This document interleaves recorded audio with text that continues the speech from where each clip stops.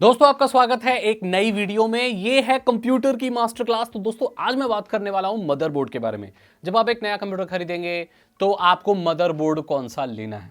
सबसे पहली चीज जो दोस्तों आपको डिसाइड करनी है कि आपका यार जो कंप्यूटर आप बना रहे हो वो किस बजट का बना रहे हो, ये जानना बहुत ही इंपॉर्टेंट है। क्योंकि दुनिया में इतने महंगे मदरबोर्ड भी आते हैं कि कोई उसका वो नहीं, और इतने सस्ते भी आते हैं कि उसका कोई वो नहीं। तो इन लोगों का वो नहीं है वो मतलब कोई ठिकाना नहीं है दोस्तों। तो एक बजट डिसाइड करो और उसके हिसाब से आप मदरबोर्ड लेने जाओ। जैसे अगर आप बना रहे हो लेट्स से 25,000 का या 30,000 का कंप्यूटर, तो उसमें आपको 3,000 4,000 रुपये का मदरबोर्ड आराम से लगा लेना चाहिए। इतने का आपको मिल जाएगा। 3500 उसका भी आराम से आ जाता है, 3500 तक का भी आ जाता है, 3,000 का, 2,250 का, इस तरह का आपको आ जाएगा। तो प्राइस पहले आपको डिसाइड करना है। दूसरी चीज जो आपको डिसाइड करनी है मदरबोर्ड में, वो कि आप कौन सा सीपीयू लगाना चाहते हैं। अब सीपीयू के हिसाब से ही आप मदरबोर्ड लेंगे। मैंने आपको पहले ही बता दिया था पहले चैप्टर में कि आपको पहले डिसाइड करना है कि सीपीयू कौन सा लगाना चाहते हो। वही उसका ब्रेन है, वही उसका पावर डिसाइड करेगा, सब चीज़ वो डिसाइड करेगा आपके कंप्यूटर की। क्योंकि बाकी सारी चीज़ें कुछ भी लगा लो, आपका जो जो सीपीयू हो मेन चीज़ रहने वाली है। तो अब आपने डिसाइड कर लिया कि आपको ये सीपीयू लगाना है। अब उसमें कौन सा सॉकेट है ये पता कर लो। जैसे अगर आप लगाना चाहते हो 12th जनरेशन, तो उसमें 1700 LGA 1700 सॉकेट होता है इंटेल का। तो LGA 1700 वाला जो भी मदरबोर्ड है उनकी पूरी लिस्ट आप अमेजोन पे निकाल लो। और उसके बाद अब आपको ये चीज देखनी है जो मैं आपको बताऊंगा। अब आपने सॉकेट पता कर लिया कि कौन सा सीपीयू लगाना है। अब आपको देखना है कि उसमें कितने एक्सपेंशन स्लॉट्स हैं। एक्सपेंशन स्लॉट देखने से पहले आपको यह देखना है कि आपका फॉर्म फैक्टर क्या है, मतलब कितना बड़ा मदरबोर्ड लेना है आपको पता है मदरबोर्ड में भी अलग अलग साइज आते हैं। एक कंप्यूटर सेम स्पेक्स के साथ इतना भी हो सकता है और सेम स्पेक्स के साथ इतना भी हो सकता है, क्योंकि उसका जो कैबिनेट वगैरह है वो उसी हिसाब से होता है। जो माइक्रो ATX होता है या फुल ATX होता है, मिनी ATX होता है, ITX, ये बहुत सारे फॉर्म फैक्टर आते हैं। तो मैं आपको एक सीधी बात बताना चाहूंगा, आपका मदरबोर्ड जितना मिनी होगा, जितना छोटा होगा, उसमें स्लॉट्स, एक्सपेंशन स्लॉट्स और जितने भी एक्स्ट्रा फीचर्स हैं वो आपको कम मिलेंगे, मिनिमम मिलेंगे। और आप फुल ATX पे जाओगे जो इतना बड़ा मदरबोर्ड होता है, उसके लिए ऑब्वियसली आपको बड़ा कैबिनेट भी लेना पड़ेगा। उसमें ज्यादा एक्सपेंशन स्लॉट्स और बाकी ज्यादा फीचर आपको देखने को मिलेंगे, सब कुछ बिचा बिचा नहीं होगा। जो मिनी वाले जो छोटे मदरबोर्ड होते हैं वो बुरे नहीं होते हैं, अच्छे होते हैं, लेकिन वो ओवरक्लॉकिंग के लिए अच्छे नहीं होते और एक हाई एंड डिवाइस बनाने के लिए, हाई एंड कंप्यूटर बनाने के लिए भी ठीक नहीं होते।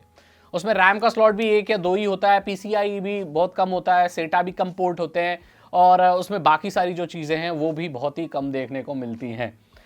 तो इससे क्या होता है कि आप सही से अपना एक ग्राफिक्स कार्ड नहीं लगा पाओगे उसमें।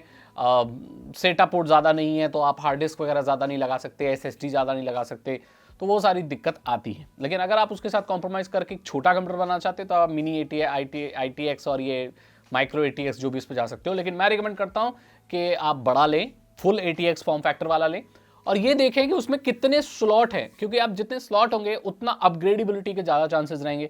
इससे आपको यही चीज़ देखनी है। PCI जो एक्सप्रेस स्लॉट होते हैं जिसमें आपका ग्राफिक कार्ड लगता है, वो देख लेने हैं कितने हैं, एक दो हैं।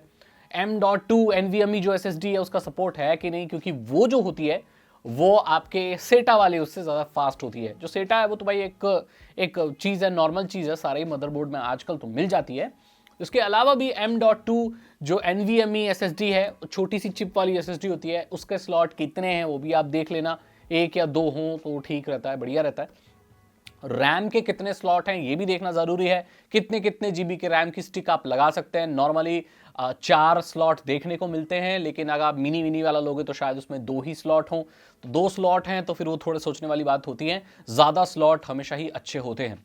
और उसमें लैन की कनेक्टिविटी कौन सी है, कितना फास्ट वो लैन को प्रोवाइड करता है, कितना वो भी है। इनबिल्ट वाईफाई भी आने लगा आजकल मदरबोर्ड में, लेकिन वो मदरबोर्ड थोड़े से महंगे आते हैं। गेमिंग मदरबोर्ड्स में होता है इसकी लेटेंसी काफ़ी कम होती है, कनेक्शन काफ़ी अच्छा मिलता है आपको। लेटेस्ट वाईफाई की टेक्नोलॉजी का जो कार्ड होता है इनबिल्ट होता है। तो एक्सपेंशन स्लॉट है जैसे कि PCI वगैरह जो एक्सप्रेस स्लॉट है, अगर वो ज़्यादा है तो आप उसमें और एक्स्ट्रा चीज़, ग्राफिक्स कार्ड, ऑडियो कार्ड और ये सारी चीज़ें एक्स्ट्रा ऐड कर सकते हैं और अपने कंप्यूटर को एक पर्टिकुलर प्रोफेशनल काम के लिए और ज़्यादा ढाल सकते हैं। वो सारा फायदा रहता है उसमें। कूलिंग वूलिंग को लेकर तो कोई दिक्कत रहती नहीं है। बाकी यही सारी चीज़ें, कुछ ऐसे फीचर भी होते हैं Asus के और बहुत सारे ऐसे कि आपका कंप्यूटर अगर ऑफ भी है तो भी वो USB में पावर देता रहता है। ये कई लोगों को बहुत अच्छी चीज़ लगती है कि कंटिन्यूसली आपके USB पे पावर आ रही है जबकि आपका कंप्यूटर ऑन भी नहीं है।